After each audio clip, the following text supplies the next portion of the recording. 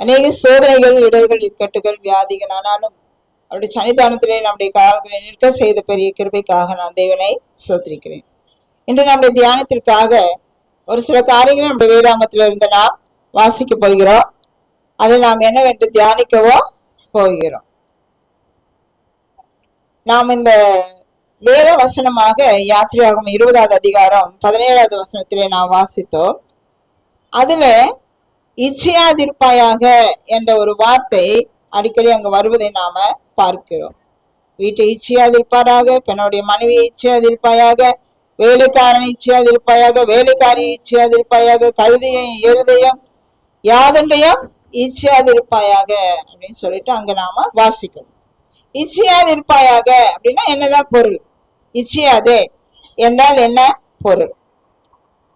நாம் ஒரு பொருளை அடைவதற்கு மிகுந்த விருப்பம் தெரிவிப்பது, மிகவும் ஆசையோடு விருப்பத்தோட அந்த பொருள் எப்படியாவது எனக்கு கிடைச்சிடணும் அப்படின்னு மிகுந்த விருப்பத்தோட இருப்பதற்கு பெயர்தான் இச்சை. பிறர் பொருளை விரும்புவது. ரொம்ப சுருக்கமா சொன்ன என்னதான் பிறர் பொருளை, இந்த வசனம் அப்படிதான் சொல்லுது. பிறர் பொருளை இச்சையாது இருப்பாயாக. அடுத்தவங்க மனைவியா இருந்தாலும், அடுத்தவங்க புருஷனா இருந்தாலும், அடுத்தவங்க பொருளா இருந்தாலும், அடுத்தவங்க எருதா இருந்தாலும், கழுதியா இருந்தாலும், மாடா இருந்தாலும், எந்த பொருளா இருந்தாலும் நீ இச்சிக்க கூடாது என்று இந்த வேத வசனம் நமக்கு தெளிவாக சொல்லுகிறது. அதுல முக்கியமா இச்சையாதிருப்பாயாக, இச்சையாதிருப்பாயாக சொல்லும்போது இச்சை எத்தனை வகையான இச்சைகள் இருக்கிறது. போன வாரத்துல நான் ஒரு பொதுவரோட நான் பேசிக்கொண்டு இருக்கும் பொழுது, கண்களின் இச்சை தெரியுமா பாஸ்டமா என்ன சொல்றீங்க? கண்களின் இச்சை இருக்கிறது. அநேக விதமான இச்சைகள் உண்டு. கண்களின் இச்சை, மாம்ச இச்சை, சரீர இச்சை, வாலிப வயதில் பாலிய வயதுக்குரிய ஒரு இச்சை, லௌகீக இந்த உலக பிரகாரமான இச்சை, சுயத்திற்கான ஒரு இச்சை, பிறகு பாவத்திற்காக ஒரு இச்சை, இப்படி பல வகையான இச்சைகளை நாம் காண முடியும். அதிலே ஒரு சில இச்சைகளை குறித்து நாம் இன்று உங்களோடு நான் தியானிக்க வேண்டும் என்று ஆசைப்படுகிறேன். கண்களின் இச்சை. இச்சைன்னா நம்ம ஒரு பொருளை விரும்பி அடுத்தவங்க பொருளை நாம எடுத்துக்கிறது அப்படின்னு சொல்லிட்டு நாம இப்ப வாசித்தோம். இந்த கண்களின் இச்சை அப்படின்னு சொன்னா என்ன அர்த்தம் அப்படிங்கறத நாம என்ன செய்ய போறோம்? வேதாமத்துல நாம பார்க்க போறோம்.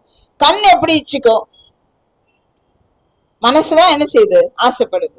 ஆனா கண் எப்படி இச்சிக்கும்? கண் எப்படி ஆசைப்படும்? அந்த கண்ணுனால என்ன பாவம் நாம செய்ய முடியும்? கண்ணு பாவம் செய்யுமா? கண்ணு பாவம் செய்யுமா? செய்யாதுன்னு சொல்றாங்க ஒருத்தங்க. யார் செய்யன்னு சொல்றாங்க? யாரெல்லாம்? கண்ணு பாவம் செய்யுமா? செய்யும். எப்படி செய்யும்? கண்களையே பேச, கண்ணை உருட்டி மிரட்டி அப்படிலாம் வேதாங்கத்துல வருது. என்ன அப்படி கண்ணு காட்டுறது பாத்துக்க அப்படின்னு அப்படி கண்ணு காட்டிட்டு போறது. முதல்ல இந்த உலகத்துல பாவம் வர காரணமே என்னதான்? அந்த கண்ணுதான். ஆக இந்த கண்களின் இச்சை ஒரு புழு சரீரத்தையும் என்ன செய்யுமா? அழித்து போடக்கூடிய இச்சை.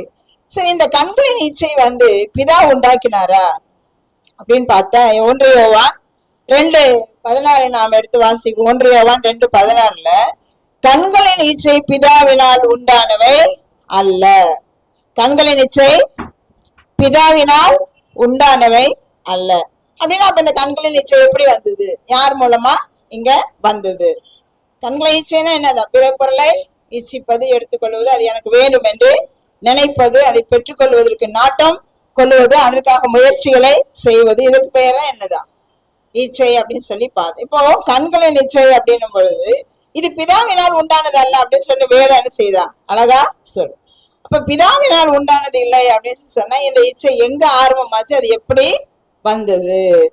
யாருக்காவது ஞாபகம் இருக்குதா? ஆதாமும் ஏவாளையும் ஆண்டவர் இந்த பழத்தை நீ சாப்பிடக்கூடாதுன்னு சொன்னாரு. அந்த கதை உங்களுக்கு எல்லாருக்கும் தெரியும். கதையில அது ஒரு உண்மை சம்பவம், நம்ம எல்லாருக்கும் அது தெரியும். ஆதியாகமம் 3வது அதிகாரம் 2வது வசனத்தை எடுத்து வாசிங்க அப்படின்னு சொன்னா, அந்த ஸ்திரீ சர்ப்பத்தை பார்க்கிறது எதன் மூலமா பாக்குறோம்? கண்கள் மூலமா பாக்குறோம். பாம்பு ஸ்திரீயை கூப்பிடுது, அதை நோக்கி பேசுது. இந்த ஸ்திரீ முதல்ல யார பாக்குறா? இந்த பாம்பை பாக்குறா. கண் என்ன செய்தா? அவளை பார்க்குது. இந்த 6ஆம் வசனத்துல என்ன சொல்லுது? அந்த விருட்சம் ஆண்டவர் சொன்ன அந்த விருட்சம் எப்படி இருக்குதா? புசிப்புக்கு நல்லது, பார்வைக்கு இன்பமா இருக்குதா. பாக்குறதுக்கு எப்படி இருக்குதா? ரொம்ப அழகா. ஒரு நல்ல ஆப்பிள் பழத்தை எடுத்து நல்ல செவந்த பழத்தை எடுத்து பாருங்க, அது பார்க்க எப்படி இருக்கும்? ரொம்ப அழகா. அது அழகா இருக்குது அப்படிங்கிறது நமக்கு எப்படி தெரியுது? பார்ப்பதன் மூலமாக தான் தெரியுது. இப்ப இந்த ஏவாளம் என்ன செய்யலாம்? கண்கள் மூலமாக பழத்தை பார்த்தார், பாவம் செய்தார். பார்த்ததுனால ஆசை வந்துருச்சு, ஆஹா அது ரொம்ப அழகா இருக்குதே, உடனே அதை சாப்பிடணும் போல தோணுச்சு. அதை பறித்தலைன்னா ஆயிட்டுதான் அவளுக்கு பாவம் வந்தது என்று நாம பார்க்கணும். அப்ப எதன் மூலமா பாவம் வருது? கண் இச்சையின் மூலமாக அங்கு பாவம் வந்தது என்று நாம வேதாகத்தின் மூலமாக வாசிக்கிறோம். பிரசங்கி 2வது அதிகாரம் 10வது வசனத்தை வாசிங்கன்னு சொன்னா, என் கண் இச்சித்தவைகளில் ஒன்றையும் தடை பண்ணவில்லை. கண் இச்சித்தவைகளில், கண் பார்த்தவைகளில், என்னெல்லாம் கண்ணு பார்க்குதோ அந்த கண்ணு பார்த்தது ஒன்றையும் அவர் தடை செய்யலன்னு சொல்லிட்டாங்க சொல்றார். கண்ணு பார்த்தது எல்லாத்தையும் கொடுத்துட்டேன், கண் இச்சித்த நான் எதுக்குமே தடை போடல அப்படின்னு சொன்ன என்னது? கண் போன போக்குல போறது. கண்ணதாசன் ஒரு பாட்டு ஒண்ணு எழுதியிருக்கிறாரு, அந்த காலத்துல ஒரு பாட்டு, அதெல்லாம் உங்களுக்கு யாருக்கெல்லாம் தெரியுமான்னு தெரியாது. கண் போன போக்கில கால் போகலாமா, கால் போன போக்கில மனம் போகலாமா, மனம் போன போக்கில மனிதன் போகலாமா. பாருங்க, ஒரு இந்து மனிதர் அந்த காலத்திலேயே அவர் வேதம் வாசித்தார என்னதோ எனக்கு தெரியல, ஆனா ஒரே வார்த்தையில முழு அர்த்தத்தையும் அதெல்லாம் வகித்துட்டாங்க. முழு அர்த்தமும் அதுல இருக்குது. கண் போன போக்கில கால், கண்ணு எங்க போகுதாங்கதான் கால் என்ன செய்யும்? நம்மள அங்க அழைச்சு கொண்டு போகும். கால் போன போக்குலதான் என்ன செய்யுது? மனசு எங்க போனா நினைக்கிறோமோ, எங்க போனோம் பாக்குறோமோ, அங்கதான் நம்ம கால் போகும். அங்க போற இடத்துல நம்ம மனசும் போகுது. மனுஷன் போற இடத்துல, மனசு போற இடத்துல மனுஷனும் போறான் அப்படின்னு அவர் ஒரு அழகான பாட்டு பாடினார். இந்த கண்ணு சாதாரண கண்ணு கிடையாதுங்க. வெறும் கண்ணை பத்தி பேசணும் அப்படின்னா அதுக்கு ஒரு பெரிய பிரசங்கம் இருக்குது. இந்த கண்ணு மூலமா தான் இந்த உலகத்துல பாவமே. உன்னத பாட்டுல பாத்தீங்கன்னா அழகான புறா கண்கள் அப்படின்னு வர்ணிப்பாங்க கண்ணை பத்தி. அழகான கண்கள் பாட்டு கூட பாருனா, அழகான கண்கள் என்னை கண்டதெல்லாம். ஆண்டவருடைய அழகான கண்கள். ஆனா நமக்கு ஒரு அருவருப்பான கண்களை தான் இருக்குது. ஆண்டவர் அழகா படைச்சாரு, ஆனா நம்முடைய கண்கள் என்ன செய்தான்? பாவம் செய்கிறது. கண்களினால் பாவம், கண்களினால் இச்சை. மத்தேயு 5வது அதிகாரம் 28வது வசனம் எடுத்து வாசிங்கன்னு சொன்னா, ஒரு மனிதன் தன் பார்வையின் மூலமாக ஒரு ஸ்திரீயை இச்சையோட பார்க்கும் போது அவனுடைய இருதயத்தை என்ன செய்யறானா? விபச்சாரம். இச்சையோட பார்த்தாலே என்னது அது? விபச்சாரம் அப்படின்னு சொல்லிட்டு நான் சொல்ல வேதாகமத்துல இங்க அழகாக போட்டிருக்குது. ஆக இந்த விபச்சாரம் எத்தனாவது கற்பனை? 7வது கற்பனை. 7வது கற்பனையை மீறுவதற்கு எது காரணமா இருக்கிறது? இந்த கண்கள் காரணமாக இருக்கிறது. கண்களின் இச்சையின் மூலமாக மனிதன் என்ன செய்கிறானா? பாவம் செய்கிறான் என்று நாம வேதாகமத்துல வாசிக்கிறோம். யோபு என்ன பண்றாரா? அவருடைய புலம்பல் எல்லாவற்றையும் அவர் சொல்லி ஆண்டவர்கிட்ட ஜெபம் பண்ணும் போது அவருடைய 31வது அதிகாரம் 1 வசனத்தை அவர் சொல்றாரு, யோபு, என் கண்களோட உடன்படிக்கை பண்ணினேன், நான் ஒரு கன்னிகையின் மேல என் நினைப்பா இருப்பது எப்படி? கண்கள் என்ன செஞ்சாரு? ஆண்டவருக்கு என்ன செஞ்சாரு? ஆண்டவருக்கு உடன்படிக்கை. உடன்படிக்கைன்னா என்னது? ஆண்டவரோட நாம என்ன செய்யணுமா? ஒப்புராது என்ன செய்யறோம்? ஆண்டவரே, நான் இனிமேல் இந்த காரியம் செய்ய மாட்டேன், நான் இனி அந்த பாவம் செய்ய மாட்டேன், நான் இனி இப்படி எல்லாம் இருப்பேன். புது வருஷம் ஆன உடனே நம்ம நிறைய பிரதிஜனை பண்ணிக்கிறோம், உடன்படிக்கை ஆண்டவரோட பண்றோம். போன வாரத்துல நம்ம பாஸ்டர் பேசும்போது சொன்னாரு, என் மனைவி ஏன் நான்வெஜ் சாப்பிடுறது இல்லை அப்படின்னு சொன்னா, அவங்களுக்கு ஒரு இக்கட்டான ஒரு சூழ்நிலை வரும்போது அவங்களுடைய பணம் ஒரு இடத்துல போய் சிக்கிடுச்சு. அந்த பணம் வரும்போது அது வந்ததுன்னா நான் என்ன செய்யறேன்? நான்வெஜ் சாப்பிட மாட்டேன், நான் மாംசத்தெல்லாம் உண்ண மாட்டேன்னு அவங்க ஒரு பிரதிஜனை பண்ணிக்கிட்டாங்களாம். அதே மாதிரி அவங்களுக்கு கொடுக்கப்பட்ட அந்த பணம் கிடைச்ச உடனே அவங்க என்ன செய்யலையா? சாப்பிடவே. ஆண்டவருக்கு செய்த அந்த பிரதிஜனை, அந்த உடன்படிக்கை அவர்கள் நிறைவேற்ற. இங்க யோபு என்ன செய்யறாராம்? நான் கண்களனால என்ன செய்யறேன்? உமக்கு உடன்படிக்கை. எப்படி உடன்படிக்கை செய்யுது? கண்ணை இந்த கண்களினால நம்ம என்ன செய்யக்கூடாது? பாவம் செய்ய கூடாது, தீயவையை பார்க்காதே. இந்த குடிக்கிறவங்கள கூட, சாராயம் குடிக்கிறவங்க நீங்க நீதிமொழி 23 எடுத்து பாத்தீங்கன்னா, அதை பின்னிட்டு பாராதே, அதை ஏறிட்டு பார்க்காதே அப்படிங்கிறார். பார்த்தா என்ன வருமா? பாவம் நமக்குள்ளாக பிரவேசிக்கும். அதனால நீ பார்க்காத அப்படின்னு சொல்லி சொல்ல. இது நாம கண்களை நிச்சயம் என்று நாம வேதாகமத்துல பார்க்கிறோம். அடுத்தது பாத்தீங்கன்னா மாமிச இச்சை. அது என்னது? மாமிச இச்சைன்னா என்னது அப்படின்னா 1 பேதுரு 2வது அதிகாரம் 11வது வசனம் யாராவது எடுத்தீங்கன்னா வாசிக்கலாம். 1 பேதுரு 2வது அதிகாரம் 11வது வசனம். ஆத்மாவுக்கு விரோதமாக போர் செய்கிற மாமிச இச்சைகளை விட்டு விலகு என்று கூறுகிறது. எதுக்கு விரோதமா?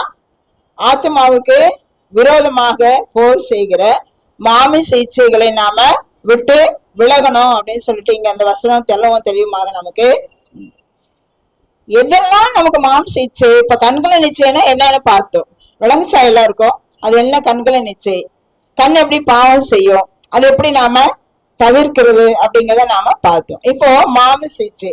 மாமிச இச்சைனா என்னது அப்படின்னு சொல்லி நம்ம வேதாகமத்தின் மூலமாக பார்க்க போகிறோம். எதெல்லாம் மாமிச இச்சை, என்னெல்லாம் செய்யறோம் மாமிச இச்சை அப்படிங்கிறத நம்ம எங்க போறோமா? வேதாகமத்தின் மூலமாக நாம பார்க்க 2 பேதுரு 4வது அதிகாரம் 3வது வசனத்தை யாராவது எடுத்துள்ள என்றால் மைக் வச்சு வாசிக்கும்படியாக கேட்டுக்கொள்கிறேன். நம் வாழ்நாட்களிலே நாம் புற ஜாதிகளுடைய இஷ்டத்தின்படி நடந்து, நல்ல கவனிங்க, நம் வாழ்நாட்களிலே நாம் புற ஜாதிகளின் இஷ்டத்தின்படி நடந்து, புற ஜாதிகள்னா யாரு? அந்நியர்களுடைய விருப்பத்திற்கு நாம நடந்து கொள்றோம். ஒரு எக்ஸாம்பிள் சொன்னா, ஒரு உதாரணம் சொல்றோம் அப்படின்னு சொன்னா, இப்ப என்ன ஒரு பண்டிகை போச்சு, ஒரு பண்டிகை. அது என்ன பண்டிகை? தீபாவளி பண்டிகை போச்சு. எத்தனை பேர் பட்டாசு வெடிக்கல? வெடிக்காதவங்க கை தூக்குங்க பார்ப்போம். பட்டாசு நாங்க வெடிக்கல. Very good. நல்ல செவந்திரி அப்படின்ட்டு இங்க இருக்கிறாங்க. கத்திரிக்கு ஸ்தோத்திரம். அவங்க என்ன செய்யறாங்க? வெடிக்கிறாங்க.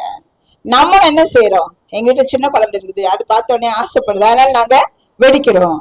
ஏதோ ஒரு சாக்கு சொல்லிட்டு அவங்க இஷ்டத்துக்கு, யார் இஷ்டத்துக்கு? அந்நியர்களுடைய விருப்பத்துக்கு நாம என்ன செய்யறோம்? அடிமை ஆகி விடுகிறோம். அவங்க பொங்கல் வைத்தா நம்ம வீட்டுல என்ன செய்யறோமா? பிள்ளைகளுக்கு கொடுக்குறாங்கள சாக்குல பொங்கல் வச்சு வடை செய்து கொடுக்கிறோம். அப்ப நம்ம யாருக்கு அடிமைப்பட்டு போறோம்? யாருடைய இஷ்டத்துக்கு நாம நடந்து கொள்கிறோம்? அந்நியர்களுடைய விருப்பத்திற்கு நாம அடிமையாக்கி கொள்ளுகிறோம் அப்படிங்கிறத இங்க அவங்க கரெக்டா சொல்றாரு.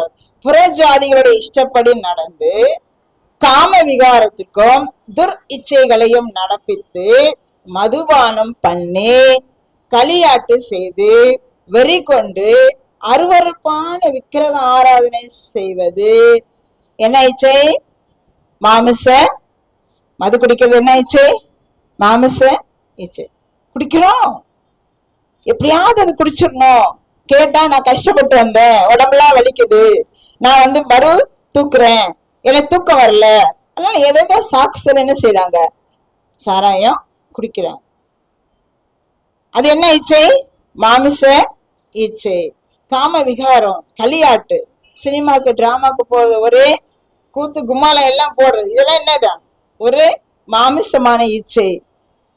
வெறி கொண்டு பேசுறது, வெறி கொண்டு திங்கிற சாப்பாடு கூட அளவுக்கு அதிகமா சாப்பிடுறது. வயிறு நிறைஞ்சிட்டாலும் கூட என்ன செய்யறதா? சாப்பிட்டுட்டே இருக்கணும்னு தோன்றது, சாப்பிட்டுட்டே இருக்கிறது. அதெல்லாம் என்னதான்? மாமிச இச்சை.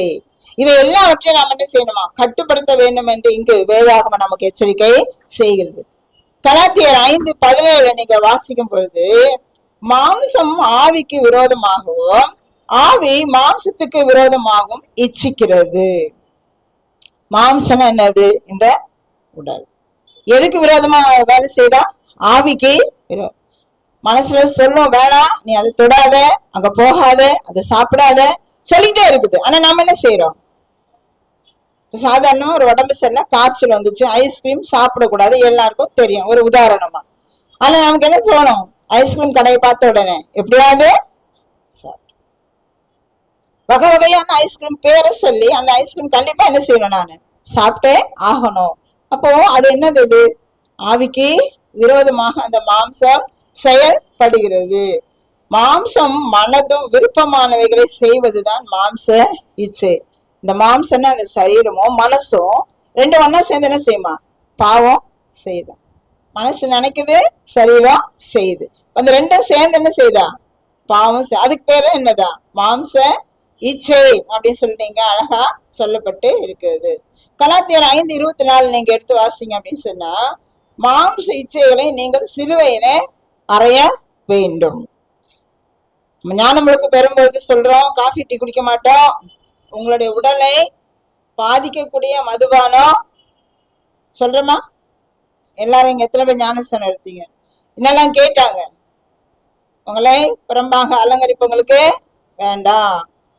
உங்களுடைய ஆரோக்கியத்தை கெடுக்கணும். ஏன்னா உங்களுடைய சரீரம் தேவன் வாழ ஆலயமா இருக்கிறதுனால உங்களுடைய சரீரத்தை கெடுக்கக்கூடிய மதுபானம், புகையிலை, டீ, காஃபி இவைகளால் நீங்க என்ன செய்யக்கூடாதா? கரைப்படுத்த கூடாது. இதெல்லாம் நம்ம வாக்தானம் பண்ணோம் இல்லையா?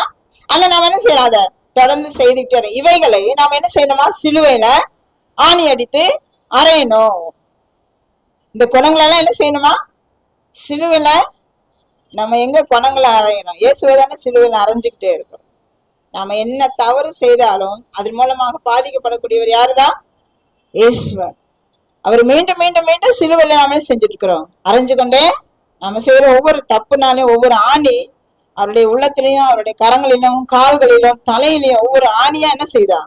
இறங்கிக்கிட்டே இருக்கு. நீங்க நல்லா நினைச்சு பாருங்க. நீங்க என்ன பாவம் பண்ணாலும், நீங்க என்ன தப்பு பண்ணாலும், நீங்க யாருக்கு விரோதமா பண்ணாலும் அந்த பாவத்தின் மூலமா பாதிக்கப்படுறது யாரு? அவருக்கு நம்ம என்ன செய்யறோமா? அவங்க ஆணி அடிச்ச ரோமாரியை கொடுத்து நம்ம ஐயோ இப்படி ஆணி அடிச்சிட்டாங்களே அப்படின்னு நம்ம நினைக்கிறோமே. நாம ஒவ்வொரு நாளும் ஒரு ஆணி அவருக்கு அடிச்சுக்கிட்டே இருக்கும். ஏன்னா இந்த மாம்சமானது மனதோட சேர்ந்து என்ன செய்தான்? இச்சை செய்கிறது என்று நாம பார்க்கிறோம். ரோமர் 8:1 பார்க்கும்போது, நீங்கள் மாம்சத்தின்படி நடவாமல் ஆவியின்படி நடக்கிறவர்களுக்கு ஆக்கினை தீர்ப்பு. ஆவியின் படினா என்னது? பரிசுத்த ஆவியானவர் நமக்கு என்ன கட்டளையிட்டு என்ன நடக்கணும்னு சொல்றாரு. அவர் ஒவ்வொரு நிமிஷமும் நம்மளோட பேசுறாரு ஆவியானவர்.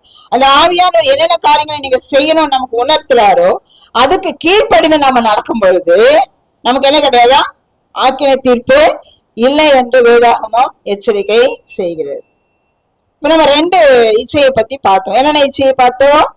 கண்களின் இச்சை, மாம்சத்தின் இச்சை. நிறைய கண்கள் என்னை பார்த்துக்கிட்டே இருந்தா மனசு எங்கேயோ ஓடிக்கிட்டே இருக்குது. அப்படியே ரவுண்ட்ஸ் போயிட்டு வந்தது மனசு.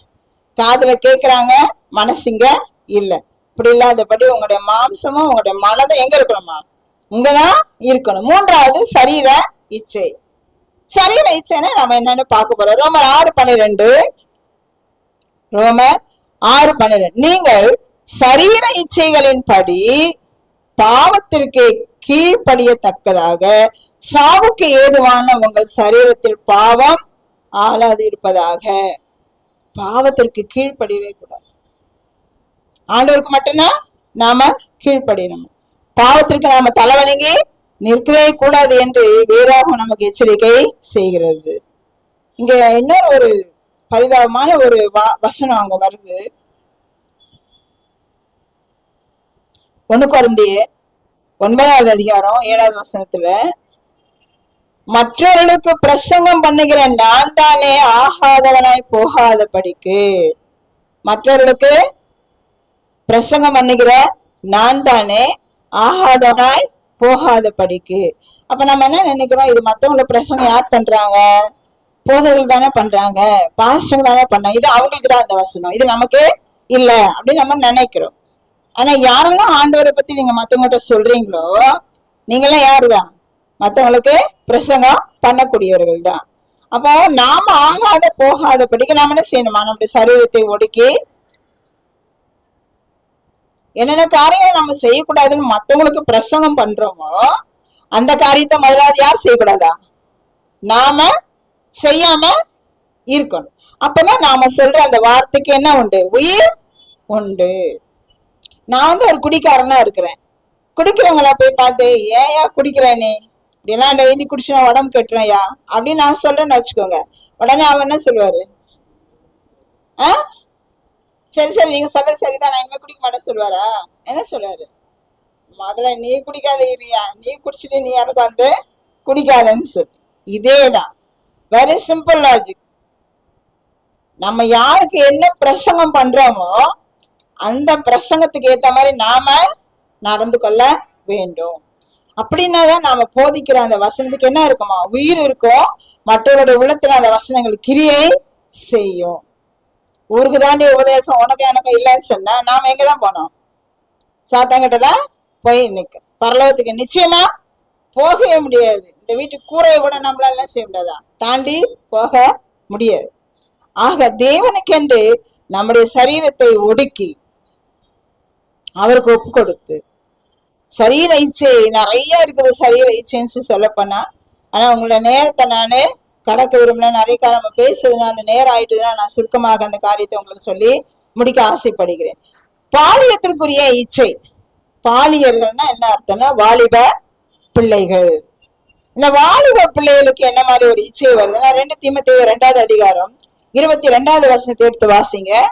2 தீமோத்தேயு 2வது அதிகாரம் 22. அன்றையம் பாலியத்துக்குரிய இச்சைக்கு விலகி ஓடி சுத்த இருதயத்தோடு கர்த்தரை தொழுது கொள்ள வேண்டும்.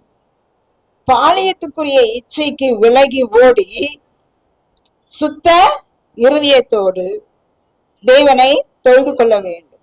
ரோமர் 3:14 சொல்லுது, துர் இச்சைகளுக்கு இடமாக உடலை பேணாமல் இருக்க வேண்டும். துர் இச்சைகளுக்கு இடமாக உங்கள் உடலை பேணாமல் இருக்க வேண்டும். இங்க சொச்ச தமிழ்ல போட்டிருக்காங்க, நமக்கு ஒருவேளை அது விளங்கல அப்படின்னு சொல்லி சொன்னா, துர் இச்சைக்கு இடமாக நம்முடைய உடலை என்ன செய்யக்கூடாதா? துர் இச்சைனா என்னது? இச்சைனா விருப்பம், துர் இச்சைனா கெட்ட விருப்பம். கண் இச்சைன்னு பார்த்தோம். ஒருத்தர் ஒரு ஆண் பாவம் செய்வதற்கு பெண்ணு தான் காரணம். ஏன் பெண்ணு தான் காரணம்னா அவ உடுத்துற உடை கவர்ச்சியா இருக்கிறதுனால அங்க இச்சை உண்டாகிறது. இங்க சொல்லியிருக்காங்க, உங்க உடலை நீங்க என்ன செய்யாதீங்களா? துர் இச்சையோட வளர்க்காதீங்க. நடை, உடை, பாவனை, பேச்சு, பார்வை, தொட்டு பேசுறது, இப்படி எல்லா காரியங்களும் எங்க வருது? இந்த வாலிப பிள்ளைகளுடைய இச்சைக்கு வருகிறது. நிறைய பேருக்கு எதுவுமே தப்பு செய்ய மாட்டாங்க, ஆனா வாயில என்ன செய்வாங்களாம்? அதுக்குதான் வாய் கொழுப்புன்னு பேர். என்ன பேரு? வாய் கொழுப்பு. எங்க இருக்குதுன்னா கொழுப்பு வாயில கொழுப்பு இருக்குதா? என்ன அது? வேண்டாத காரியங்கள் எல்லாம் பேசு. ஒரு ஆணுகிட்ட எப்படி பேசணும்னு தெரியாம பேசுறது, நம்ம தகுதியை மீறி ஒரு ஆணுகிட்ட பேசுறது பெண்கள். அதே மாதிரி ஆண்கள் பெண்கள் கிட்ட அவங்க தகுதியை மீறி, அவங்க தராதரத்தை மீறி, அவங்களுடைய பொசிஷனை மீறி, அவங்க படிப்பை மீறி தகாத விதமா பெண்களோட சம்பாஷணை செய்வதற்கு பேர் தான் வாய் கொழுப்பு. இதெல்லாம் ஆண்டவருக்கு அருவருப்பான செயல்கள். இப்படியெல்லாம் நம்ம என்ன செய்யக்கூடாதா? தமாஷு தான், சும்மா அப்படி தொட்டேன், சும்மா தமாஷு, சும்மா தொடுறதுக்குதான் என்ன வருது? அண்ணா அத்தானா மாறுவாங்க. சும்மா தொடுறதுனுடைய பலன். தொட்டு பேசுறதும், பார்வையில சைகை பண்றதும், அரைகுறை ஆடை அணிவது, மற்றவர்களை கண்களை கவர்ந்து இழுக்கிற மாதிரி ஒரு அட்ராக்ஷன் ட்ரெஸ் பண்றது, கால் தெரியுற மாதிரி பண்றது, கழுத்து தெரியுற மாதிரி உடுத்துறது, இடுப்பு தெரியுற மாதிரி உடுத்துறது, இதெல்லாம் என்னதான்? வாலிப பிள்ளைகளுக்குரிய இச்சை. அப்படிதான் நடக்கணும்னு நினைக்கிறாங்க. ஒரு திரைப்படம் பாக்குறாங்க, ஒரு சினிமா பாக்குறாங்க, அந்த சினிமால ஒரு நடிகை என்ன மாதிரி ட்ரெஸ் பண்றாலும் அந்த மாதிரி பாலியத்துக்குரிய இச்சை. இன்னைக்கு எத்தனை பேர் முதுக மூடி ஜாக்கெட் போடுறாங்க, அதுக்கு ஒரு கயிறு வேற கட்டிக்கிறது. தாலி கயிறு கட்டாங்களோ இல்லையே, ஜாக்கெட்டுக்கு ஒரு கயிறு கட்டிடுறாங்க. என்னன்னா அந்த லூசா தான் வருதான். யார் அப்படி போட சொன்னா? இதெல்லாம் என்ன இச்சை? என்ன இச்சை? இதெல்லாம் வாலிபத்துக்குரிய இச்சை. இப்படி எல்லாம் உடுத்துறது ஆண்டவருக்கு விருப்பமா? ஆண்டவருக்கு விருப்பமா இப்படி எல்லாம் உடுத்துறது? ஆடை அலங்காரம் எப்படி இருக்கணுமா? பரிசுத்தத்தோட, மற்றவர்களை கவர்ந்து இழுக்காத படிக்க நாம என்ன செய்யணுமா? நம்முடைய சரீரத்தை மறைத்து அடக்க ஒடுக்கமா இருக்கணும். அதுதான் ஒரு பாலியத்திற்குரிய இச்சை என்றீங்க சொல்லப்படுகிறது. இது எல்லாம் பாலியத்துக்குரிய இச்சைகள். 1 சாமுவேல் 2வது அதிகாரம் 17ஆம் வசனம் சொல்லுது. வாலிபருக்கு மாத்திரம் சொல்றாங்க, நல்லா கவனிங்க. வாலிபரின் பாவம் கர்த்தருடைய சன்னதியில் மிகவும் பெரியதாய் இருக்கிறது. யாருடைய பாவமா? யாருடைய பாவம்? வாலிபருடைய பாவம் கர்த்தருடைய சன்னதியில் மிகவும் பெரியதா இருக்கு. அந்த காலத்திலேயே அப்படி எழுதியிருக்கிறாங்கன்னா, இந்த காலத்துல வாலிபர் எப்படி இருக்கிறாங்க? கட்டு மீறி அவங்கள அடக்க ஆளே கிடையாது, அவங்க இஷ்டம்தான். அப்படி வாலிபர் போறதுனால அவங்களுடைய வாழ்க்கை என்ன செய்தான், சீரழிந்து போகிறது. ஒரு கட்டுப்பாட்டுக்குள்ள இருக்கும்போது மாத்திரமே அவள் என்ன செய்ய முடியுமா, ஒழுங்காக இருக்க முடியும். வாலிபரின் பாவம் கர்த்தருடைய சந்நிதியில் மிகவும் எளிதா இருக்குது என்று சொல்லப்பட்டுள்ளது. வாலிபரே, உங்களுடைய நடையை என்ன செய்யணுமா, காத்துக்கொள்ள வேண்டும். பிரசங்களை சொல்லப்படுது, வாலிப பிராயத்தை உன் சிருஷ்டிகளை நினை, உன் கண் போனபடி உன் மனசு போனபடி எல்லாம் நீ நடந்துக்கோ. ஆனா ஒரு நேரம் வரும்போது நீ என்ன செய்யணுமா, கர்த்தருக்கு கணக்கு ஒப்புவிக்க வேண்டும். நம்ம எப்படி எல்லாம் நடந்துக்கலாம், நம்ம இஷ்டம், நம்ம யாரும் கேட்க போறது இல்லை. ஆனா ஒரு நேரம் வரும்போது யாருக்கு கணக்கு கொடுக்கணுமா, கர்த்தருக்கு கணக்கு கொடுக்கணும். வாலிப பிரார்த்தனை என்னென்ன பண்ணி அதெல்லாம் ஆண்டவருக்கு என்ன செய்யணுமா, நாம கணக்கு கொடுக்கணும் அப்படின்னு சொல்லிட்டு இங்க வேதாகம் நமக்கு எச்சரிக்கை செய்கிறது. அடுத்து பாத்தீங்கன்னா லௌகீக இச்சை. அது என்ன லௌகீக இச்சை? லௌகீகம்னா என்னது, இந்த உலகத்துக்குரிய லௌகீகம்னா என்னது, உலகத்துக்குரிய இச்சை. லௌகீக இச்சைனா என்னது? லௌகீக இச்சையை வெறுக்கணும் அப்படின்னு சொல்லி வேதாகமோ சொல்லுகிறது. அந்த லௌகீக இச்சையை பத்தி நம்ம வேதாகமத்துல எங்க பாக்குறோம் அப்படின்னு சொன்னா, தீத்து 1வது அதிகாரம் 7வது வசனத்துல நாம் அழகா பார்க்க முடியும். அங்க என்னென்ன சொல்லப்பட்டிருக்குதோ அது எல்லாம் நாம செய்யாம இருந்தா நாம அந்த லௌகீக இச்சையில இருந்து என்ன செய்ய முடியுமா, வெளியில வர முடியும். அங்க என்ன சொல்லப்படுதுன்னா, அது வந்து ஒரு போதர்களுக்கான ஒரு அறிவுரை அங்க சொல்லப்பட்டு இருக்கிறது. ஆனா வேதாகமத்துல சொல்லப்பட்ட எல்லா ஆலோசனைகளும் எல்லா அறிவுரைகளும் வெறும் போதர்களுக்கு மட்டும், வெறும் தலைவர்களுக்கு மட்டும், வெறும் தாய்மார்களுக்கு மட்டும் அப்படின்னு கிடையாது. சபையில உள்ள அத்தனை விசுவாசிகளுக்கும் அந்த வசனங்கள் உரித்தாகும். ஆக இந்த வசனங்கள் நமக்கு இன்னைக்கு என்ன சொல்லுது அப்படிங்கிறத பார்க்க போறோம். லௌகிக இச்சைனா என்னது? தீத்து 1வது அதிகாரம் 7வது வசனத்தில் குற்றம் சாட்டப்படா. முதலாவது பாருங்க, குற்றம் சாட்டப்படாதவன். என்ன குற்றம் சாட்டப்படாதவன்? இப்ப வந்து நான் நிக்கிறேன், என்னை பத்தி யாரும் எந்த குற்றமும் சொல்ல கூடாது. நான் ஒரு கிறிஸ்துவா, நான் ஒரு செவன்த் அட்வென்டிஸ்ட், நான் ஆண்டவரை ஏற்றுக்கொண்டேன், நான் ஆண்டவருக்கு சாட்சியா ஜீவிக்கணும். நான் வந்து ஒரு இடத்துல நிக்கிறேன் அப்படின்னு சொன்னா என்னை பார்த்து மத்தவங்க என்ன செய்யக்கூடாதா, கை காட்டி தப்பு சொல்ல கூடாது. அந்த வகையில நம்முடைய நடத்தை எப்படி இருக்கணுமா, அப்படி தராசு வச்சு சீர்தூக்குன மாதிரி நம்ம நடத்தை இருக்க வேண்டும். யாரும் நம்மளை கை காட்டி என்ன செய்யக்கூடாதா, குற்றம் சொன்ன நம்ம கோவம் வருது இல்ல, ஏன் சொல்ற மாதிரி நடந்துக்கிறோம், சொல்ற மாதிரி நடந்துக்கிறோம். நம்மள யாரும் சொல்லப்பட்டாங்க, தப்பு செஞ்சா கண்டிப்பா என்ன செய்வாங்க, குற்றப்படுத்துவார்கள். ஆக குற்றம் சாட்டப்படாதவனாக இருக்க வேண்டும். 2வது, தன் இஷ்டப்படி செய்யாதவன். முதல்ல நம்ம பார்த்தோம்ல, கண் போன போக்குல பாட்டு பாடல, கண் போன போக்குல கால் போகலாமா, கால் போன போக்குல மனசு போகலாமா, மனசு போன போக்குல மனிதன் போகலாமான்னு. அப்போ இது என்ன, இது தான் இஷ்டம், ஏன் இஷ்டம், நான் செய்வேன், என்னை யாரும் கேட்க முடியாது. யார் இது கேட்கறது? சொல்றோமா சொல்றோமா சொல்றோம். அப்படி பேசுறோமா பேசுறோம். நம்மள யாராவது ஏதாவது கேட்டா அது ஏன் இஷ்டம், நீ ஏன் கேட்கிற, உனக்கு அதுக்கு என்ன சம்பந்தம், நீ எல்லாம் பேசக்கூடாது. என்னை யாரும் கேட்க முடியாது, யாரும் கேட்கவும் கூடாது. யார் கேட்கிறாங்க, என்ன வந்து கேட்கட்டும். அவ்வளவு ஒரு கர்வமா நம்ம என்ன செய்யறோம், பேசுறோம். இத வந்து ஆண்டவர் அனுமதிக்கிறாரா இப்படி பேசுறது? இப்படி நாம பேசுறது வந்து தேவனுக்கு விருப்பமா? தவறை சுட்டி காட்டும் போது நம்ம என்ன செய்யணுமா, திருந்தி கொள்ள வேண்டும்.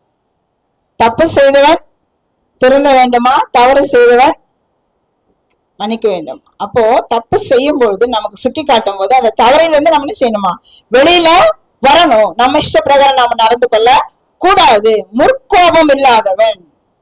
முற்கோபம்னா என்ன, எல்லாருக்கும் கோபம் வருது, அது என்ன முற்கோபம் அப்படின்னா என்னது, முற்கோபம் அப்படின்னா என்னமா அர்த்தம்? முற்கோபம்னு என்னது, சொல்றதுக்கு முன்னால கோபம் வரும், மூக்கு மேல கோபம் வாங்கல, பேசிக்கிட்டே இருப்போம், கோபம் வந்துடும். சாதாரணமா பேசுவோம், ஆனா என்ன செய்யறது, கோபம் வந்து அப்படி கொந்தளிக்கிறது. அதுக்கு பேர் என்னதான், முற்கோபம். ஆவியான ஒரு உள்ளத்துல வாசமா இருந்தா முதல்ல கோபமே வராது. அப்படி வந்தாலும் அந்த கோபம் எப்படி வராதா, முற்கோபமாக வராது. இந்த குணங்கள் எல்லாம் யார்கிட்ட இருக்குதோ அவங்க கிட்ட யாரும் இல்ல, ஆவியானவர் இல்லை. கிறிஸ்து அவர்களுக்குள்ளாக வாசமாக இருக்கவில்லை. நீங்க ஆலயத்துக்கு வரலாம், வேதாமத்தை மனப்பாடம் பண்ணி சொல்லலாம், தசம்பாகம் வைக்கலாம், எல்லாம் செய்யலாம். ஆனா இந்த குரங்களெல்லாம் இருந்ததுன்னா நாம ஆண்டவருடைய பிள்ளைகள் இல்லவே இல்லை. பிறகு மதுபான பிரியம் உள்ளவன், குடிக்கிறது.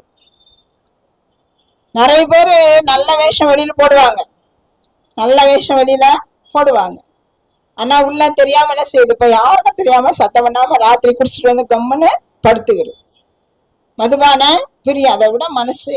சரி, நம்ம மதுபானம் மட்டும் சொல்றோமே, அதாவது ஒரு ஒரு பானத்திற்கு அல்லது ஒரு பழக்கத்திற்கு நாம நம்ம அடிமையாக்கி கொள்வது. மதுபான பிரியன் மட்டும் கிடையாது, ஏதாவது ஒரு காரியத்துக்கு நம்ம என்ன செய்யறோம், அடிமையாக்கிக்கிறோம், அடிக்ட் ஆயிரும். அதை விட முடியாது அப்படிங்கிற ஒரு சூழ்நிலையில நாம இருக்கிறோம். அது வேற வேற மதுவா இருக்கலாம், சிகரெட்டா இருக்கலாம், வெத்திரப்பாக்கா இருக்கலாம், புகையிலையா இருக்கலாம், அல்லது மாம்சமா இருக்கலாம், அல்லது டீ காஃபியா இருக்கலாம், அல்லது கூல்ட்ரிங்க்ஸா இருக்கலாம். நிறைய பேர் கூல்ட்ரிங்க்ஸ் இல்லாம இருக்க மாட்டீங்க. என்ன, ஏதாவது ஒரு கூல்ட்ரிங்க்ஸ் கண்டிப்பா குடிச்சே ஆகணும் அப்படின்னு ஜில்லுன்னு அப்படியே ஐஸ் போட்டு அப்படியே கூலா குடிக்கணும் அப்படின்னு, அப்படி ஏதாவது ஒரு காரியத்துக்கு நம்ம என்ன செய்யறோம், அடிமையாக்கிறது. மதுபான பிரியன்னா வெறும் மதுபானம் மட்டும் அங்க இல்ல, எந்த ஒரு பொருளுக்கும் நம்ம என்ன செய்யக்கூடாதா, அடிமையாக கூடாது. நாவுக்கு என்ன செய்யக்கூடாதா, அடிமை ஆக கூடாது. நம்ம நிறைய நாடகங்கள்லாம் பாக்குறோம். அந்த நாடகத்துல ஒரு நன்மையான காரியங்கள் நம்ம தெரிஞ்சுக்கிறோமான்னு சொன்னா இல்ல. என்ன தெரிஞ்சுன்னா, அவன் எப்படி கொண்ட போட்டா, அவன் ஹேர் ஸ்டைல் எப்படி இருக்குது, அவன் எப்படி பிளவுஸ் போட்டா, அவன் என்ன மாதிரி ஸ்டைல் நடக்கிறா, அவன் என்ன செருப்பு போட்டா, அவன் என்ன கழுத்துல போட்டிருக்கா, கையில எப்படி வாட்ச் கட்டியிருக்கா, இதெல்லாம் நம்ம நோட் பண்ணிடுவாங்க. நம்ம வாலிப பிள்ளைகள் பொதுவா, பெண்கள் பொதுவா அதெல்லாம் பிடிச்சுக்குவாங்க. ஆனா ஒரு நடிகை உப்பு போட்டு சாப்பிடாம இருக்கிறா, அவங்க அப்பாவுக்காக வேண்டி உப்பு போடாம நிறைய வருஷங்கள். நம்மளால அப்படி இருக்க முடியுமா? அந்த நல்ல பழக்கத்தை நம்மளால ஏத்துக்க முடியுமா? மனசுல கண்டிப்பா ஏத்துக்கும். நல்லதே நம்ம மனசு என்ன செய்யுது இல்ல, ஏறவே கிடையாது. தீய பழக்கங்கள் தான் நம்ம மனசு உடனே என்ன செய்யுது, அப்படியே பிடித்துக்கொள்ளு. இதையெல்லாம் நம்ம என்ன செய்யணுமா, விட்டு ஒழிக்க. இதெல்லாம் லௌகிக இச்சை. என்ன இச்சை? இதெல்லாம் உலக பிரகாரமான இச்சைகள். பிறகு இழிவான ஆதாயத்தை தேடாது. அது என்ன இழிவான ஆதாயம்?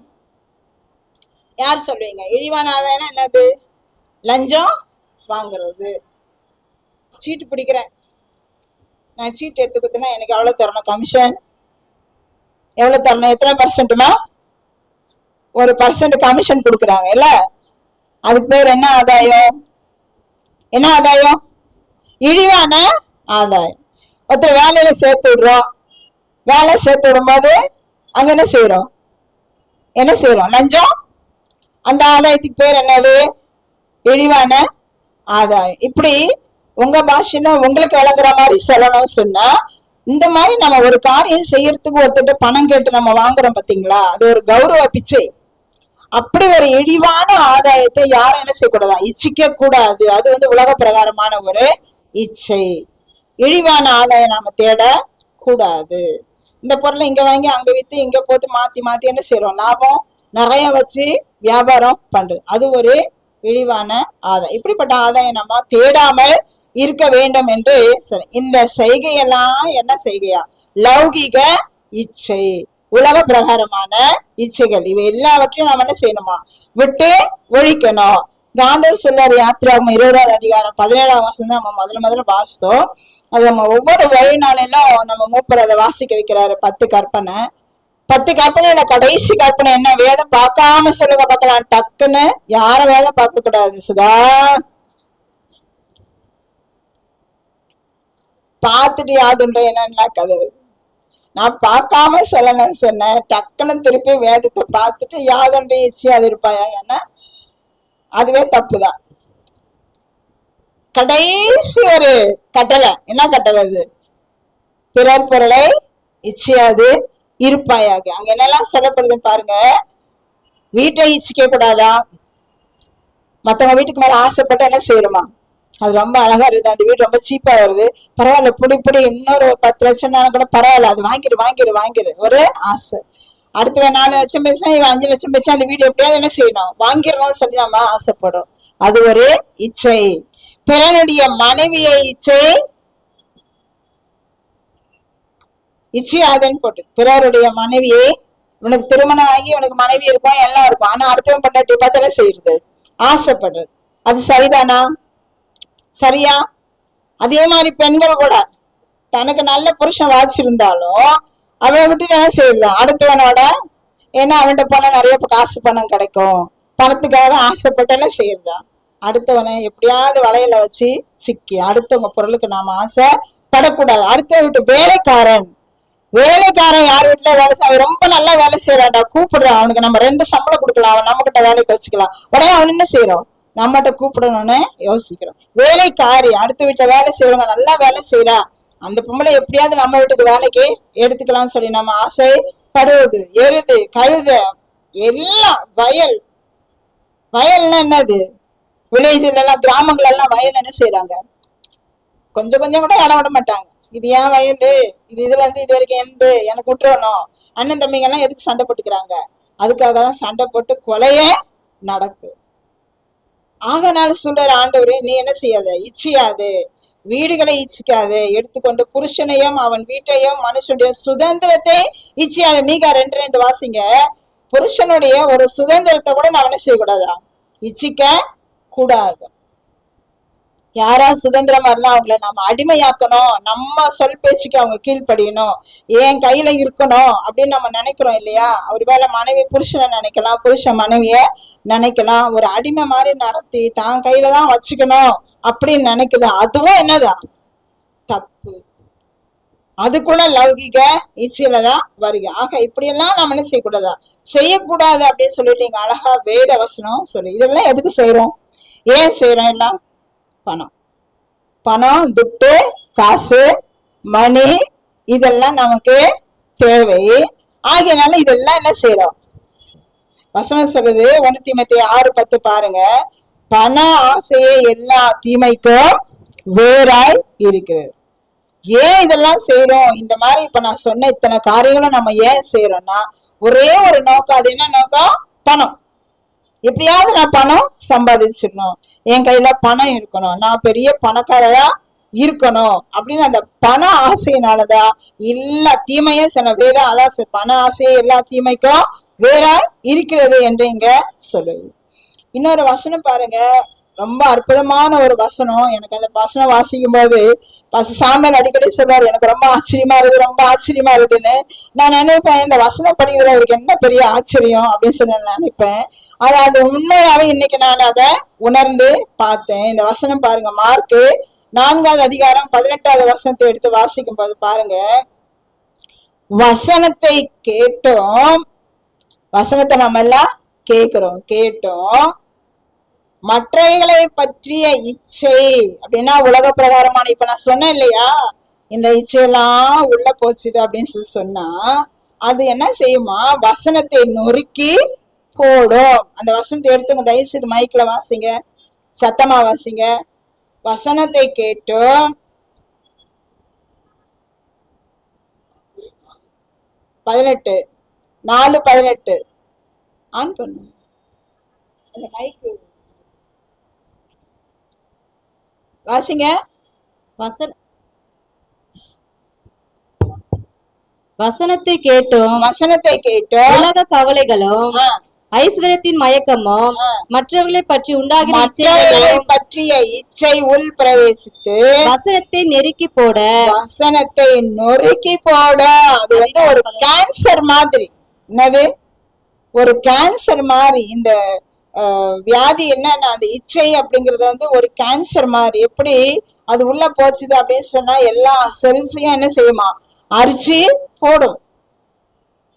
ஒரு பாகத்தை கூட உருப்படியா வைக்காது. உடனே அது எப்படி அரிக்குதுன்னு தெரியாது. அவங்க என்ன மருந்து கொடுத்தாலும், டாக்டர் என்ன ஆபரேஷன் பண்ணாலும் அதெல்லாம் செய்யுமா, உடனே பரவிக்கிட்டே இருக்கும். அதே போல இந்த இச்சை வந்து நமக்குள்ள, இந்த உலக பிரகாரமான இச்சை நமக்குள்ள போயிருச்சுது அப்படின்னு சொன்னா, எவ்வளவு பெரிய போதகரா இருந்தாலும் சரி, ஒரு பெரிய பிஷப்பா இருந்தாலும் சரி, ஒரு உலக தலைவரா இருந்தாலும் சரி, இந்த இச்சை அவருக்குள்ளாக போச்சுன்னா அவர் உள்ளத்துல இருக்கிற அந்த வசனத்தெல்லாம் இதெல்லாம் செய்யுமா, அந்த இச்சை என்ன செய்யுமா, நொறுக்கி போட்டுரும், ஒன்னும் இல்லாம ஆக்கிறோம்.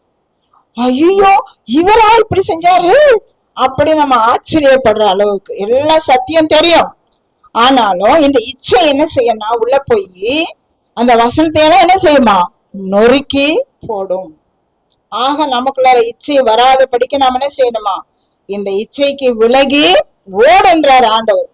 லௌகிக இச்சைக்கு விலகி ஓடு, இச்சை உனக்குள்ள வராம நீ பார்த்துக்கொள் அப்படின்னு சொல்ல. நான் முடிக்க போறேன். பாவ இச்சை, இன்னும் 2 இச்சையை மட்டும் நான் சொல்ல போறேன். பாவ இச்சை, ரோமர் 7:5. பாவ இச்சை மரணத்திற்கு ஏதுவான கனிகளை கொடுக்கும். மரணத்துக்கு ஏதுவான கனிகளை கொடுக்கும் அப்படின்னா என்ன அர்த்தம்? சாகரத்துக்கு தேவையான பழங்களை அது கொடுக்குமா? அது என்னது? மரணத்துக்கு ஏதுவான கனி என்றால் என்ன? எது மரணத்துக்கு ஏதுவான கனி? நியாயப்பிரமாணத்தை மீறுவதே அது ஒரு பாவம் அப்படிங்கிறது எல்லாமே அடங்கி இருக்கு. ஆக வேதம் சொல்லும்போது நாம நியாயப்பிரமாணத்துக்கு உட்பட்டவர்களாக நாம நடந்து கொள்ள வேண்டும். அது எந்த இச்சையா இருந்தாலும் சரி, அது நமக்குள்ள பிரவேசிக்காதபடி நாம என்ன செய்யணுமா? மிகவும் ஜாக்கிரதை உள்ளவர்களாக நாம இருக்கணும். இந்த காதுல வாங்கி அந்த காதுல விட்டுட்டு இப்ப இங்க கேட்கும் போது மனசு, நான் இதெல்லாம் செய்யக்கூடாது, வசனம் இப்படி சொல்லுது, நான் இப்படிதான் இருக்கணும், அப்படிதான் இருக்கணும், எல்லாம் தீர்மானம் பண்ணுவோம் நம்ம மனசுக்குள்ளார. ஆனா இங்க வாசல விட்டு வெளியில போன உடனே யார் வருவாங்கல்ல? அதெல்லாம் விட்டு தள்ளமா, நீ என்ன உலகத்துல ஊர்ல செய்யாத பாவமா நீ செய்யற, அவன் அதை செய்யறான், இவன் இதை செய்யறான், அவன் அதை செய்யறான். யார் யோகியமா இருக்கா அந்த உலகத்துல? நம்ம மட்டும் செய்துக்க. அதெல்லாம் விட்டு தள்ள. அவங்க அப்படிதான் பிரசங்கம் பண்ணுவாங்க. யார் சொல்றது? சாத்தான் சொல்றது. ஆகினால அந்த சாத்தானுக்கு நம்ம என்ன செய்யக்கூடாதா? செவி சாய்க்க கூடாது. இப்ப நீ கடைசியா சுய இச்சை. சுய இச்சைன்னா, சுயம்னா என்னது? தமிழ்நாட்டுல இருந்துங்களே தமிழுக்கு சொன்னா தகதகான்னு முடிக்கிறீங்களே. சுயம்னா என்னது? சுய இச்சை. யாக்கோப்பு 1:14 எடுத்து வாசிக்கும் பொழுது, அவன் தன் தன் சுய இச்சையினால் இழுக்கப்பட்டு சோதனைக்கு உள்ளாகிறான். தன் தன் சுய இச்சையினால் இழுக்கப்பட்டு சோதனைக்கு உள்ளா. ஒரு உதாரணம், ஒரு எக்ஸாம்பிள் நான் உங்களுக்கு சொல்றேன்னு வச்சுக்கோங்க. இப்ப எனக்கு ஒரு பெரிய டிவி எங்க வீட்டுக்கு வாங்கணும். அது என்ன சொல்றது, அந்த டிவிக்கு என்ன சொல்லுவாங்கம்மா? என்ன அது? எல்இடி இல்லையா? ஏதோ ஒரு பெரிய டிவி ஒன்று சொல்லுவாங்கல்ல, என்ன தியேட்டர்? Home theatre. ஓகே. ஒரு பெரிய ஹோம் தியேட்டர் என் வீட்டுக்கு வாங்கணும்னு எனக்கு ஒரு ஆசை. உதாரணம் சொல்றேன், நான் இல்லை. அப்ப என்கிட்ட என்ன இல்லை? பணம் இல்லை. அப்ப நான் என்ன செய்யணும்? இன்ஸ்டால்மெண்ட்ல வாங்கணும். மாசம் மாசம் என்ன செய்யணும்? நான் பணம் கட்டணும். இப்ப என்னால பணம் கட்ட முடியல. இது யார் தப்பு? யார் தப்பு? அது பக்கத்து வீட்டு தப்பா? யார் தப்பு? தன் தன் சுய இச்சையினாலே இழுக்கப்பட்டு நான் ஆசைப்பட்டேன், எனக்கு அந்த பொருள் வேணும்னு. அது என்னோட சுய இஷ்டம் தானே, இச்சை, ஆசை. அந்த பொருளை எடுத்துக்கொள்ளணுங்கிற ஒரு ஆசை. அதனால நான் என்ன பண்றேன்? போய் எப்படியாவது அது மாத தவணையில வாங்கிடணும், நான் வாங்கிடுறேன். இப்ப அதை கட்ட முடியல. இப்ப நான் வருத்தப்படுறேன். இன்னும் கடன் வாங்குறேன், கடன்காரியா ஆயிடுறேன். வட்டிக்கு வாங்குறேன், வட்டி கட்ட முடியல. இதெல்லாம் யாருனால வந்தது? நான் என்னுடைய சுய இச்சையினால வரும். இப்படி நாம செய்யலாம். அதனால சொல்றாரு, இச்சை அடக்கம் நமக்கு தேவை. இச்சையாது இருப்பாயாக. வசனம் சொல்லுது பாத்தீங்களா? ஒரு இச்சையாது இருப்பாயாகன்ற வார்த்தையில நம்முடைய வாழ்க்கையே அடங்கி இருக்கிறது. ஆக நமக்குள்ள பாவம் எப்படி? அவன் தன் தன் சுய இச்சையினால் இழுக்கப்பட்ட சோதனைக்கு உள்ளாகிறான். நான் கடங்காரி ஆயிட்ட உடனே கடவுள்கிட்ட போய் என்ன சொல்ல, இந்த கடவுளுக்கு கூட கண்ணுல நானும் தான் ஜோம் பண்றேன், ஆனா என்ன இப்படி கடங்காரியா ஆக்கி வச்சுக்க, எனக்கு கடன் கூட கட்ட முடியல. ஏன் முடியல? உன்னை யார் வாங்க சொன்ன கடன்? அது உன்னுடைய விருப்பம், ஆசை, ஆத்திரம். மத்தவங்கள மாதிரி நான் பெரிய கௌரவமா இருக்கணும், நாம என்ன பண்ற? போய் கடன். அது நம்ம தப்பு தானே. ஆண்டவர் சொல்ல, நீ இச்சையா இருப்பாயாக. பேதுரு 2:3 தங்கள் சுய இச்சையின்படியே நடந்து கொள்வார்கள். அவங்க அவங்க சொந்த இஷ்டத்துக்கு தான் நடப்பாங்க. யார் பேச்சுன்னு செய்ய மாட்டாங்களா? கேட்கவே மாட்டாங்க. அது சொல்லும் போது அது அவங்க புத்திக்கு என்ன செய்யதா? ஏற்றுக்கொள்ளாது. அதனால அவங்க என்ன செய்யறாங்களா? இச்சை அடைந்து பாவம் செய்து வேதனைக்குள்ளாக மாறி விடுகிறார்கள். இங்க என்ன சொல்றது? யாக்கோப்பு 1:15 வாசிங்க, நான் முடிக்க போகிறேன். இச்சையானது கர்ப்பம் தரித்து, பாருங்க, இச்சை கூட கர்ப்பம் தரிக்குதான். நம்ம தான் பெண்கள் கர்ப்பம் தரிக்கிறோம் நினைக்கிறோம்ல, இந்த இச்சை கூட என்ன செய்தா? கர்ப்பம் தரித்து எதை பிறப்பிக்குமா? நாமெல்லாம் குழந்தைய பெற்றெடுத்தா இந்த இச்சை என்ன செய்தா? பாவத்தை பிறப்பிக்கும். பாவம் முழுமை அடையும் பொழுது, பூரணம் ஆகும் பொழுது மரணத்தை பிறப்பிக்கும்.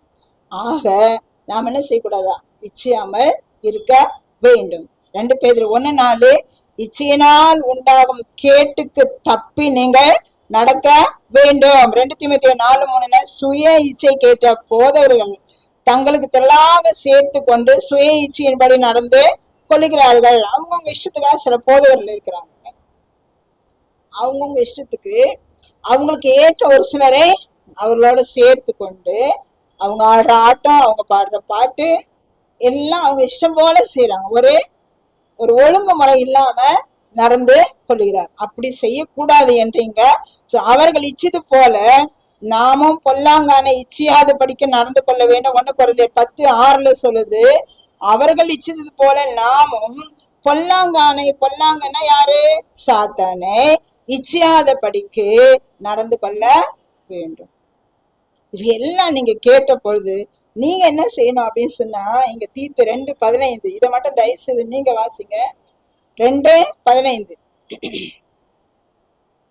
தீத்து 2:15 எடுத்துட்டீங்களா? இவைகளை நீ பேசி போதித்து சகல அதிகாரத்தோட கடிந்து கொள், ஒருவனா இடம் கொடாது இருப்பாயாக, அதில் அனைத்தும் அடங்கி உள்ளது. இங்க இந்த வசனத்தை மாத்திரம் நான் உங்களுக்கு விவரித்து சொல்லி முடிக்க ஆசைப்படுகிறேன். இப்ப இந்த கேட்டீங்கள, இது எல்லாம் இது நான் சொல்லல, உங்க வசனத்துல இருக்குது, உங்க பைபிள்ல இருக்குது. தீத்து 2ஆம் அதிகாரம் 15ஆம் வசனத்துல இருக்கிறது.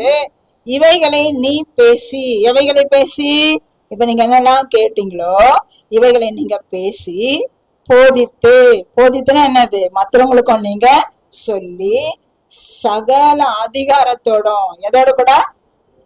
அதிகாரத்தோடு. நம்ம சத்தியத்தை சொல்லும் போது எதுக்குமே நம்ம என்ன செய்யக்கூடாதான்?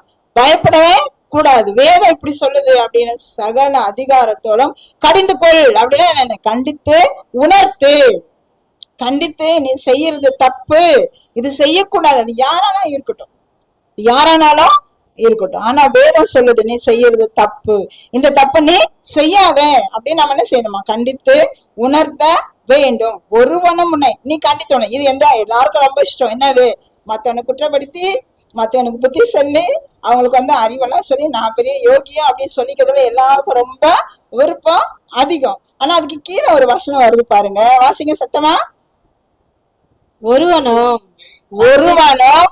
உன்னை, யாரு சொல்ற பேசுற போதிக்கிற உன்னை அசட்டை பண்ண இடம் கொடாது இருப்பாயாக. அசட்டை பண்ணது அப்படின்னா என்ன அர்த்தம்? அப்படி ஒரு மாதிரி அவர் விட்டு தரல அப்படின்னு நம்மளை யாரும் அசட்டை பண்ணாதபடி அப்படின்னா நம்ம எப்படி நடந்துக்கணுமா? இதை சொல்றவங்க, அதை போதிக்கிறவங்க, நீங்க போய் அடுத்தவங்கிட்ட சொல்றீங்க அப்படின்னு சொன்னா முதல்ல நீங்க எப்படி நடந்துக்கணுமா? நம்ம சொல்ற அந்த வசனத்துக்கு ஏத்த மாதிரி, அந்த சத்தியத்துக்கு ஏத்த மாதிரி நம்ம நடந்து கொள்ள வேண்டும். இல்லைன்னா நாம சொல்ற சத்தியத்தை என்ன செய்ய மாட்டாங்களா? யாருமே கேட்கவே மாட்டாங்க. ஆகினால நாம இன்னைக்கு கேட்ட மாதிரி என்னென்ன இச்சை? கண்களின் இச்சை, மாமிச இச்சை, சரீர இச்சை, பாலிய இச்சை, லௌகிக இச்சை, சுய இச்சை, பாவ, இந்த எல்லா இச்சைகளுக்கும் நாம என்ன செய்யணுமா? விலகி ஓட வேண்டும். இச்சை என்றால் என்ன? பிறர் பொருளுக்கு ஆசைப்படுவதற்கு பெயர்தான் இச்சை. அப்படி அடுத்தவங்க பொருளை நாம ஆசிக்க வேண்டாம் என்று வேதாக நமக்கு எச்சரிக்கை செய்கிறது. தேவன் உங்கள் அனைவரையும் ஆசீர்வதிப்பாராக. ஆமாம்.